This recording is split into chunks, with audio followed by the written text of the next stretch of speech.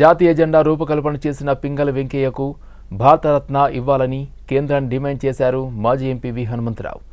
జాతీయ జెండా రూపకల్పన చేసిన రోజు సందర్భంగా అంబర్పేటలోని వి హనుమంతరావు ఇంటి వద్ద జాతీయ జెండా ఎగరవేసి పింగళి వెంకయ్య చిత్రపటానికి పూలమాలలు వేసి నివాళులర్పించారు. ఈ సందర్భంగా ఆయన మాట్లాడుతూ మహాత్మా గాంధీ పింగళి వెంకయ్యకు జాతీయ జెండా రూపకల్పన చేయాలని సూచించడంతో పింగళి వెంకయ్య జాతీయ జెండాను తయారు చేశారని, అలాంటి పింగళి వెంకయ్యకు భారతరత్న ఇవ్వాల్సిన బాధ్యత కేంద్ర ప్రభుత్వానికి ఉందని తెలిపారు.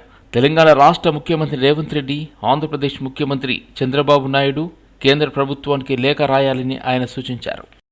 జాతీయ జెండా ఆవిష్కరణకి ఒక కారణం ఉన్నది. ఆ రోజులలో 1921లో మహాత్మా గాంధీ గారు ఏదైతే మార్చ్ 31 అండ్ 1 2 రోజులు విజయవాడలో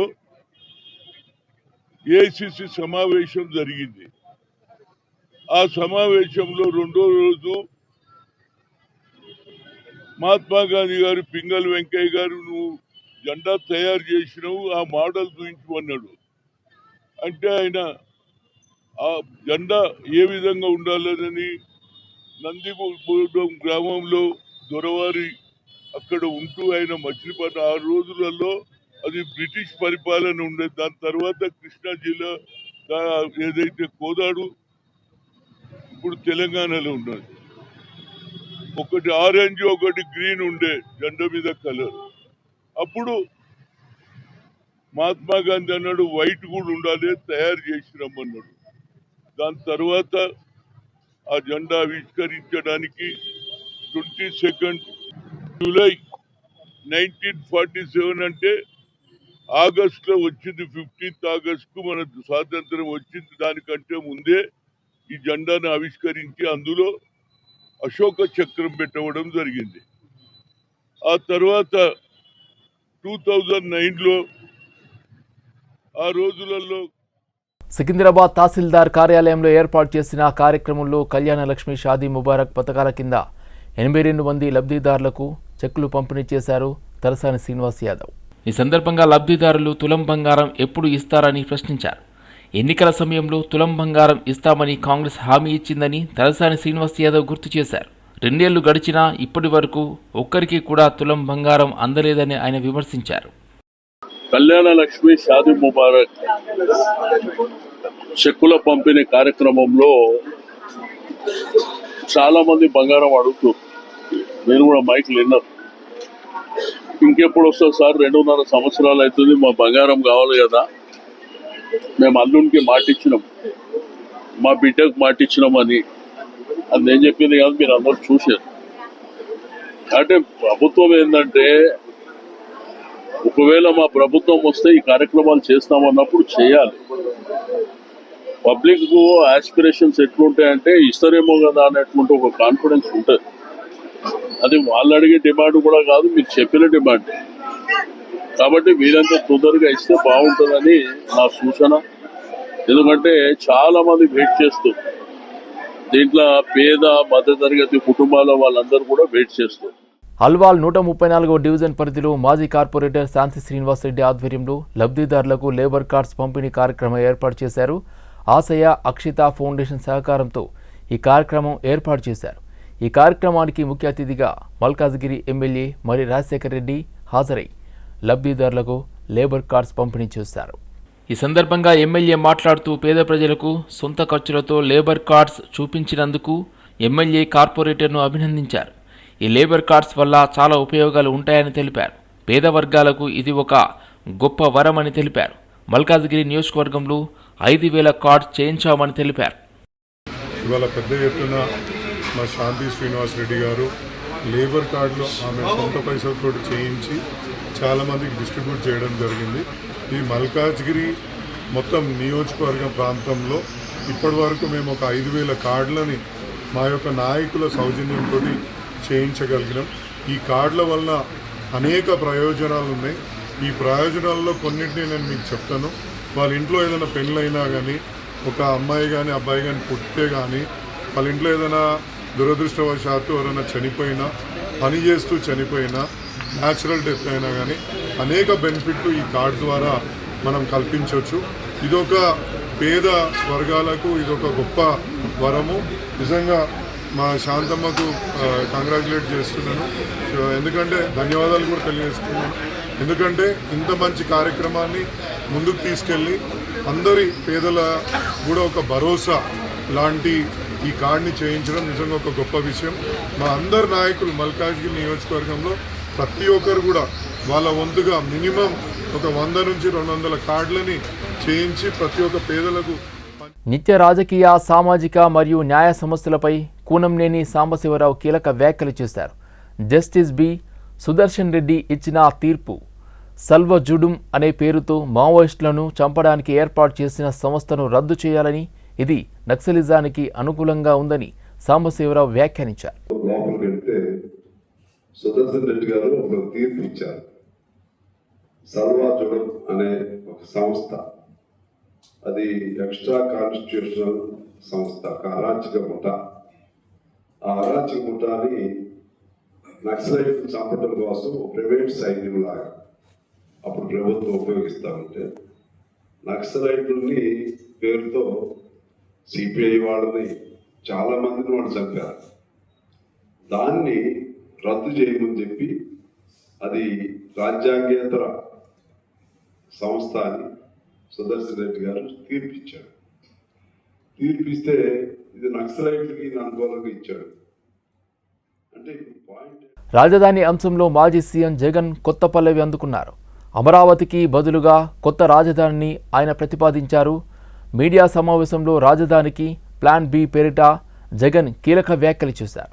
విజయవాడ, మచిలీపట్నం, గుంటూరు ప్రాంతాన్ని రాజధాని చేయండి. మచిలీపట్నం నుండి విజయవాడకు దూరం 70 కిలోమీటర్లు, విజయవాడ నుండి గుంటూరుకు 40 కిలోమీటర్లు. ఈ ప్రాంతంలో మొత్తం 110 కిలోమీటర్ల హైవే ఉంది. మావిగన్ పేరుతో రాజధాని ప్రాంతాన్ని ప్రకటించండి. ఆ పేరు వింటే జగన్ గుర్తొస్తాడనుకుంటే వేరే పేరు పెట్టండి అని జగన్ వ్యాఖ్యానించారు.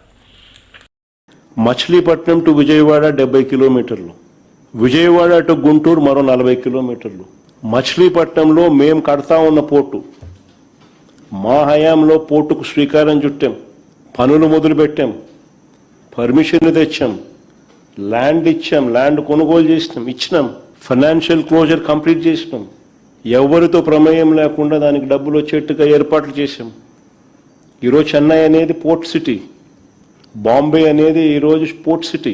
ప్లాన్ బి కింద మేము చెప్పినాం మచిలీపట్నం టు విజయవాడ 70 కిలోమీటర్లు, విజయవాడ టు గుంటూరు మరో 40 కిలోమీటర్లు. మొత్తం ఈ 110 కిలోమీటర్లు నేషనల్ హైవే రోడ్డు ఉంది. ఈ నేషనల్ హైవేకు కాస్త అటు ఇటుగా ఈ మొత్తం క్యాపిటల్ ఏరియా కింద డిక్లేర్ చేయండి. మచిలీపట్నం నుంచి ఎంఏ తీసుకోండి, విజయవాడ నుంచి విఐ తీసుకోండి, గుంటూరు నుంచి జియుఎన్ తీసుకోండి, మావి గన్ అని పేరు పెట్టండి. మచిలీపట్నం, విజయవాడ, గుంటూరు, మా వి గన్. సరే, గన్ అంటే బాగుండదు నీకు, అది జగన్ అనేది గుర్తుకొస్తుంది లేననుకుంటే సరే వేరే పేరు పెట్టండి. మచిలీపట్నం నుంచి ఎంఏ తీసుకోండి, విజయవాడ నుంచి విఐ తీసుకోండి, గుంటూరు నుంచి జియుఎన్ తీసుకోండి, మావి గన్ అని పెట్టండి. ప్రమాణమైన 110 కిలోమీటర్లు క్యాపిటల్ ఏరియాని డిక్లేర్ చేయండి, కారిడార్ కింద క్యాపిటల్ ఏరియాని. ఏపీ రాజధానిగా అమరావతిని నిర్ధారించే చట్టబద్ధత బిల్లుకు సంబంధించిన తీర్మానాన్ని ఇవాళ లోక్సభలో ప్రవేశపెట్టారు. అయితే ఈ తీర్మానాన్ని వ్యతిరేకిస్తూ వైసీపీ ఎంపీలు సభ నుండి వాకౌట్ చేశారు. ఈ సందర్భంగా వైసీపీ పార్లమెంట్ సభ్యుడు మిథున్ రెడ్డి మాట్లాడుతూ బిల్లు ప్రస్తుత స్వరూపాన్ని తాము వ్యతిరేకిస్తున్నామని తెలిపారు. రాజధానిని ఎప్పటిలోగా నిర్మిస్తారో ప్రభుత్వం స్పష్టంగా చెప్పలేదని ఆయన అన్నారు. రాజధాని కోసం రైతుల నుండి సుమారు 54,000 ఎకరాలు సేకరించారని పేర్కొన్నారు. This just putting the name and bringing it to Parliament is of no use, sir. We want our concerns, the farmers' interest to be protected. The amount in this bill, the amount what we require for Amaravati, the land, what you are going to do, what is your plan with definite timelines. And we want this camp to be proud, sir. This bill in this present state is no use to the people of our state. So we oppose this. Because we oppose this bill in the present form, though we are not against Amravati or any other part in the state, though we are not against Amravati or not, we are against this bill in this present form, sir. We are against this bill in this present form, and we are going to make a walkout, sir, because this bill is hopeless and there's nothing in this. Thank you. Telangana రాష్ట్ర వ్యాప్తంగా నేడు chicken షాపులు బంద్ అయ్యాయి. Telangana chicken shop owners association పిలుపుతో ఈ బంద్ కొనసాగుతుంది. Poultry కంపెనీలు commission మార్జిన్ను కేజీకి 20 నుండి 8కి తగ్గించడంతో తీవ్ర నష్టాలు వస్తున్నాయని షాప్ యజమానులు ఆగ్రహం వ్యక్తం చేశారు. ఈ నిర్ణయానికి నిరసనగా రాష్ట్ర వ్యాప్తంగా చికెన్ షాపులను మూసివేసినట్లు అసోసియేషన్ తెలిపింది. ఈ బంద్ ప్రభావంతో హైదరాబాద్ సహా పలు ప్రాంతాల్లో చికెన్ సరఫరా పూర్తిగా నిలిచిపోయింది. దీంతో చికెన్ ప్రియులు, ముఖ్యంగా శుభకార్యాలు నిర్వహిస్తున్న కుటుంబాలు ఇబ్బందులు ఎదుర్కొంటున్నాయి. అధికారులు, పౌల్ట్రీ కంపెనీలు సమస్యలను పరిష్కరించాలని వ్యాపారులు డిమాండ్ చేస్తున్నారు.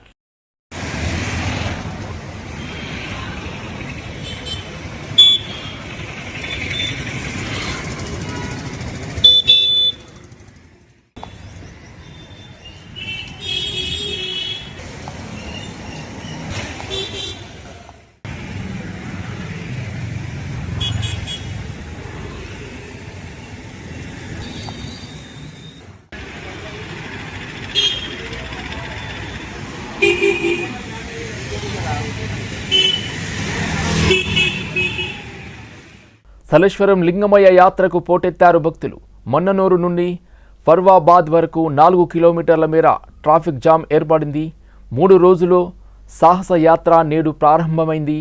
దట్టమైన నల్లమల అడవిలో కొలువై ఉన్న సలేశ్వరం లింగమయ్య సాహస యాత్ర ఈరోజు తెల్లవారుజామున అత్యంత వైభవంగా ప్రారంభమైంది. ఏడాదికి కేవలం 3 రోజులు మాత్రమే అనుమతి ఉండే ఈ యాత్రకు తెలుగు రాష్ట్రాలతో పాటు ఇతర రాష్ట్రాల నలుమూలల నుండి భక్తులు భారీ సంఖ్యలో తరలివచ్చారు. తెల్లవారుజాము నుండి భక్తులు కాలిబాట పట్టడంతో అటవీ ప్రాంతం శివనామ స్మరణతో మారుమోగుతుంది.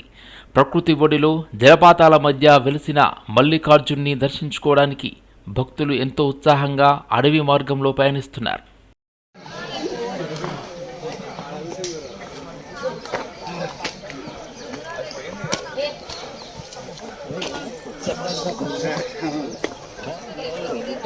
ముందు కాబట్టి ఏదో అయిపోయింది మనకు యుద్ధం చేతలో ఏదో ఒకటి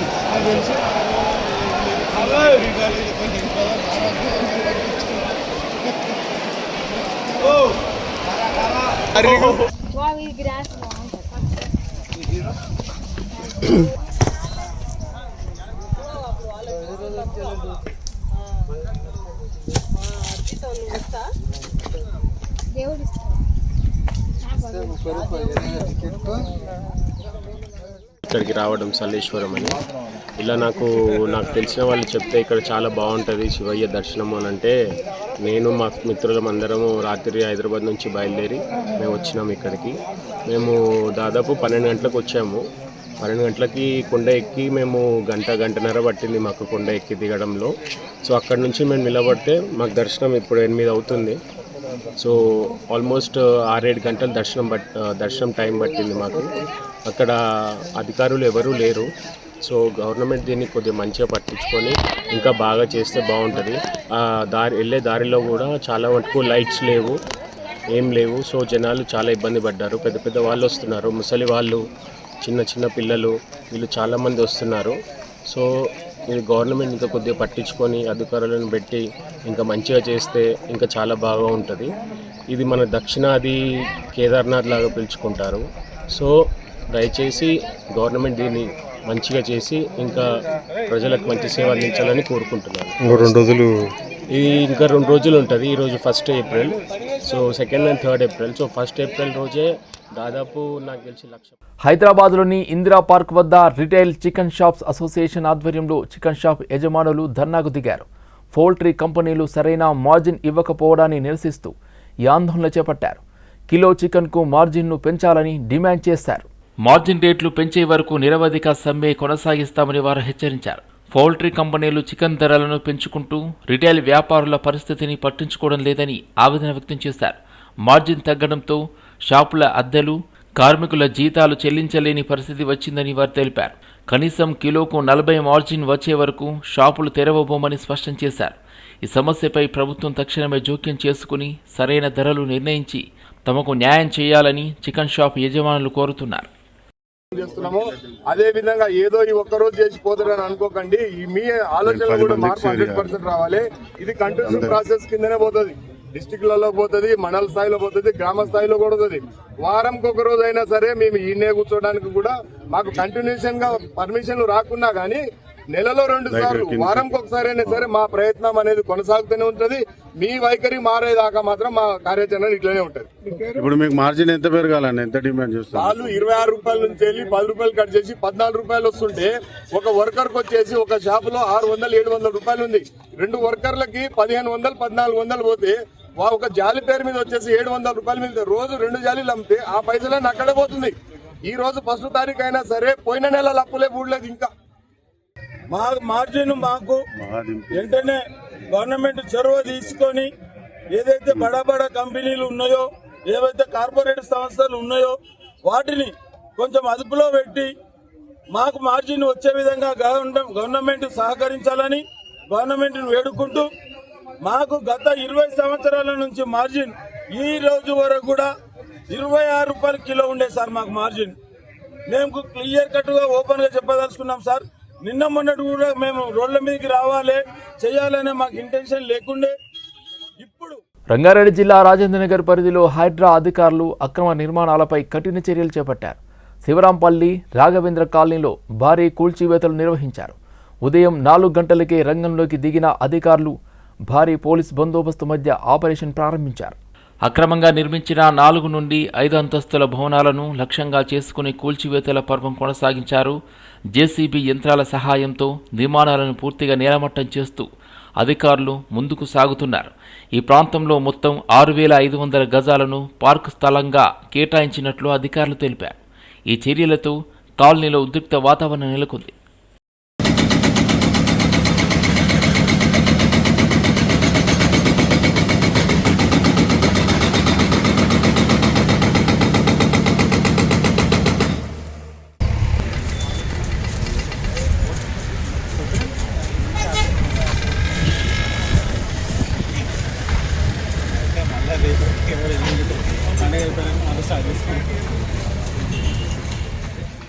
నాచారం చౌరస్తాలో ఆటో కార్మికులు ర్యాలీ చేస్తూ కేంద్ర రాష్ట్ర ప్రభుత్వాల దిష్టిబొమ్మను దగ్ధం చేశారు. ఈ సందర్భంగా తెలంగాణ రాష్ట్ర ఆటో యూనియన్ అధ్యక్షుడు వేముల మారయ్య మాట్లాడుతూ గత నెల రోజుల నుండి ఎల్పీజీ గ్యాస్ కోసం హైదరాబాద్ మహానగరంలో వేలాది మంది గ్యాస్ లేకపోవడంతో తీవ్ర ఇబ్బందులకు గురవుతున్నారన్నారు.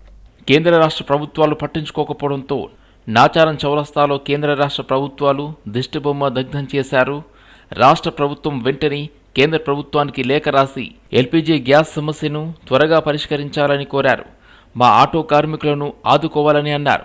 ఎల్పీజీ బంక్ ఓనర్లు అధిక ధరలు వసూలు చేస్తూ మమ్మలను తీవ్ర ఇబ్బందులకు గురి చేస్తున్నారని, సివిల్ సప్లై అధికారులు వెంటనే వాటిపై చర్యలు తీసుకోవాలని అన్నారు.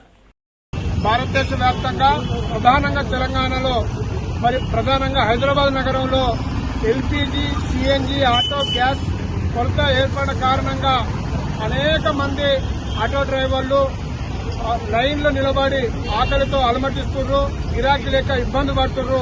కాబట్టి Telangana auto motor drivers trade union గా రాష్ట్ర అధ్యక్షునిగా ఈ రాష్ట్ర ప్రభుత్వాన్ని డిమాండ్ చేస్తున్నా. ముఖ్యమంత్రి గారిని వెంటనే కేంద్ర విధాన శాఖ డిపార్ట్మెంట్ కు, అదేవిధంగా ప్రధానమంత్రి గారికి ఈ రాష్ట్ర ముఖ్యమంత్రి రేవంత్ రెడ్డి గారు లెటర్ రాసి గ్యాస్ నివారణకు చర్య తీసుకోవాలని చెప్పి మేము డిమాండ్ చేస్తున్నాం. రెండోది, గ్యాస్ ఫిల్లింగ్ స్టేషన్లన్నీ అధిక రేటుకు అక్రమంగా ఎలాంటి ప్రభుత్వ గైడ్లైన్స్ లేకుండా ఆటో డ్రైవర్లు నిలువు దోపిడీ చేస్తున్నారు. దీని వెంటనే రాష్ట్ర ప్రభుత్వం దీనిపైన చర్య తీసుకోవాలని చెప్పి డిమాండ్ చేస్తున్నాం. ఏదైతే ఆటో డ్రైవర్లు ఇబ్బందులు పడి గిరాకీ లేక నెల రోజులు ఇబ్బందులు పడుతున్నారు. కాబట్టి హనుమాన్ జయంతి సందర్భంగా గౌలీగూడ నుండి సికింద్రాబాద్ తాడ్బండ్ వరకు వీర హనుమాన్ విజయ యాత్ర నిర్వహించనున్నట్లు బజరంగ్ దళ్ తెలిపింది. ఉదయం 8 గంటల నుండి 10 గంటల వరకు గౌలీగూడ రామ్ మందిర్లో యజ్ఞం, 11 గంటలకు కోటికూడల్లో సామూహిక హనుమాన్ చాలీస నిర్వహించనున్నట్లు నిర్వాహకులు తెలిపారు. అనంతరం ద్విచక్ర వాహనాల rally Koti, Sultan Bazar, Kachiguda, Narayanaguda, Chikkadpally, Ashok Nagar, Tank Bund, Bata, Paradise మీదుగా తాడ్బండ్ హనుమాన్ దేవాలయం వరకు యాత్ర కొనసాగుతుందని తెలిపారు. వీర హనుమాన్ విజయ యాత్ర ప్రారంభమవుతుంది. ఉదయం 8 గంటల నుంచి 10 గంటల వరకు గౌలిగూడ రామ మందిర్లో యజ్ఞం ఉంటుంది. అలాగే కోటి చౌరస్తాలో ఉదయం 11 గంటలకు సామూహిక హనుమాన్ చాలీసా కార్యక్రమంతో ఈ యొక్క కార్యక్రమము ప్రారంభమవుతుంది. పూజనీయ శ్రీ శ్రీ గిరిధర్ స్వామి గారు దీంట్లో ముఖ్య వక్తగా పాల్గొంటున్నారు. అలాగే మా యొక్క క్షేత్ర సంఘటన మంత్రి గుణ సత్యంజీ వారు కూడా ఉంటారు. అనంతరము ఈ యొక్క బైక్ ర్యాలీ మన కోటి నుంచి ప్రారంభమై తాడ్బంద్ వీరాంజనేయ స్వామి టెంపుల్ వరకు సాగుతూ ఉంటుంది. ఈ యొక్క ర్యాలీకి హిందూ యువతకు పిలుపునిస్తున్నాము. రండి, తల్లి రండి, ఈ యొక్క ర్యాలీని మనం అందరం కలిసి సక్సెస్ చేద్దాము. జై శ్రీరామ్. రామ మందిర్ నుంచి కోటి చౌరస్తా, సుల్తాన్ బజార్, నారాయణగూడ, కాచిగూడ, అశోక్ నగర్, బన్స్లాల్పేట్, బైబిలోస్, బాటా, మాంకాళి టెంపుల్. సంగారెడ్డి జిల్లా పటాన్చెరు నియోజకవర్గంలో రాజకీయ వేడి రాజుకుంది. ఎమ్మెల్యే గూడెం మహిపాల్ రెడ్డి చేసిన విమర్శలకు కాంగ్రెస్ ఇన్ఛార్జ్ కాటా శ్రీనివాస్ గౌడ్ మీడియా సమావేశంలో అత్యంత ఘాటుగా సమాధానమిచ్చారు. ఎమ్మెల్యే మహిపాల్ రెడ్డికి కాటా శ్రీనివాస్ గౌడ్ బహిరంగ సవాల్ విసిరారు. ఇంకో ఆరోపణ చేశారు మీరు. ఏం ఆరోపణ చేశారు మీరు? 7 కోట్ల రూపాయలు తీసుకున్నా, పెళ్లిళ్ళ పీటలు తీసుకున్నా, వసూలు చేసిన, చైర్మన్ గురించి 40 లక్షల రూపాయలు తీసుకున్నా.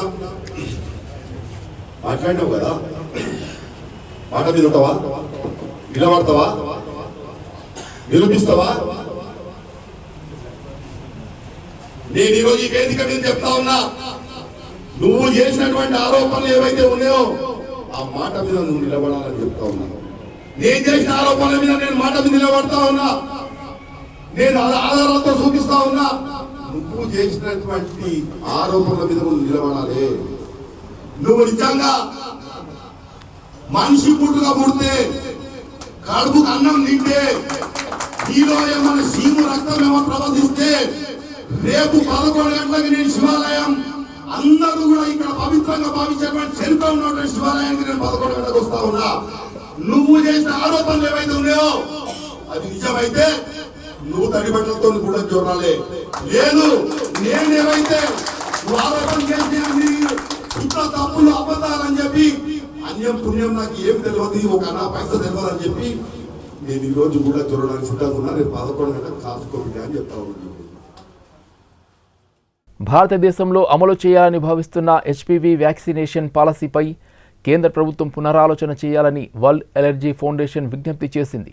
ప్రతి ఒక్కరికి ఒకే రీతిలో టీకా అందించడం కంటే ముందుగా తగిన స్క్రీనింగ్ నిర్వహించాలనే లక్ష్యంతో HPV vaccination not for all అనే నినాదాన్ని ఫౌండేషన్ తెరపైకి తెచ్చింది. ఈ మేరకు ఫౌండేషన్ వ్యవస్థాపక అధ్యక్షుడు డాక్టర్ వ్యాకరణం నాగేశ్వరరావు మార్చి 7న ప్రధాని కార్యాలయానికి ఒక లేఖ రాశారన్నారు. దేశవ్యాప్త వ్యాక్సినేషన్ డ్రైవ్లో కొన్ని వైద్యపరమైన చిక్కులు ఉన్నాయని, వాటిని పరిష్కరించకుండా ముందుకు వెళ్లడం ప్రమాదకరమని ఆయన ఆ లేఖలో పేర్కొన్నారు. హెచ్పివి వ్యాక్సినేషన్ తయారీ ప్రక్రియలో బేకర్ ఈస్ట్ను ఉపయోగిస్తున్నారు.